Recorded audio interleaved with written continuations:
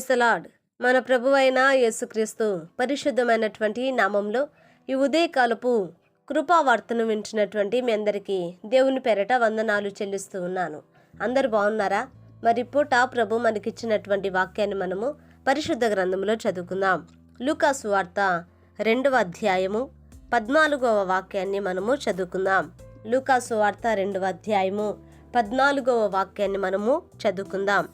సర్వోన్నతమైన స్థలములలో దేవునికి మహిమయు, ఆయనకిష్టులైన మనుషులకు భూమి మీద సమాధానమును కలుగునుగాక అని దేవుని స్తోత్రము చేయుచుండెను. హల్లెలూయా.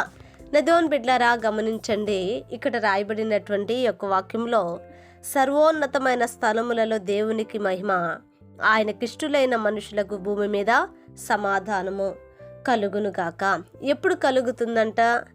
చూడండి, భూమి మీదేమో సమాధానము, ఆకాశమందు దేవుని యొక్క రాజ్యములో సర్వోన్నతమైన స్థలములో దేవునికి మహిమ.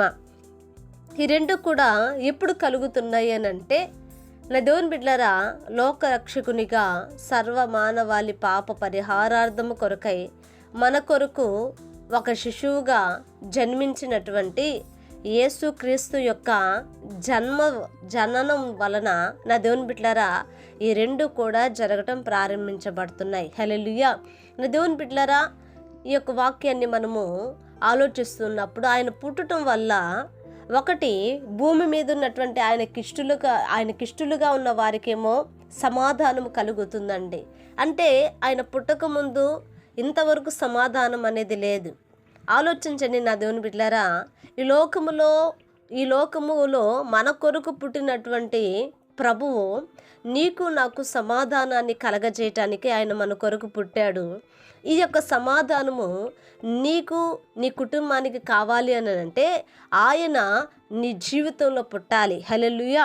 నీ బ్రతుకులో పుట్టాలి. నీ యొక్క ఆత్మీయ జీవితంలో ఆయన ఉదయించాలి. అప్పుడే సమాధానము కలుగుతుంది. అంతేకాదండి, సర్వోన్నతమైన స్థలంలో దేవునికి ఈ క్రీస్తు యేసు ద్వారా మహిమ కలుగుతూ ఉంది. హల్లెలూయా. మహిమ కలుగుతూ ఉంది. తన యొక్క కుమారుని ద్వారా ఇప్పుడు దేవుని యొక్క రాజ్యం అంతా కూడా ఇప్పుడు మహిమతో నింపబడింది. అది ఏ మహిమ అంటే మనుషుని యొక్క మహిమ కాదు, కానీ దేవుని యొక్క మహిమతో అక్కడ నింపబడి ఉంది. చూడండి, ఈ యొక్క మాటలు ఎవరు చెప్తూ ఉన్నారు అని అంటే పరలోక సైన్య సమూహము, మరి దేవదూతలు చెప్పినటువంటి మాటలండి.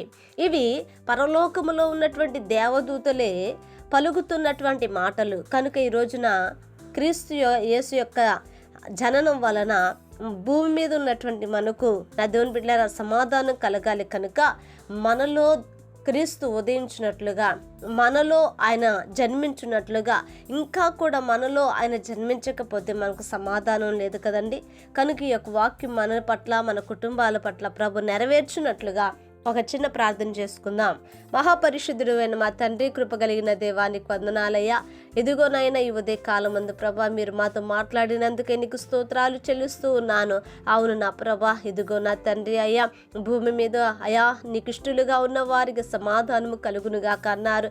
అయా నీకిష్టులుగా నా తండ్రి మేము జీవించుటకు, అయా సమాధానము కలిగి బ్రతుకుటకు ప్రభా మీరు కృప చూపమని, ఈ వాక్యం వింటున్న ప్రతి వారిని ఆశీర్వదించి దీవించి కృప చూపమని యేసు నామమున అడిగి వేడుకొంచున్నాము తండ్రి. ఆమేన్. Praise the lord. దేవుని కృప మీకు తోడై ఉండును కాక.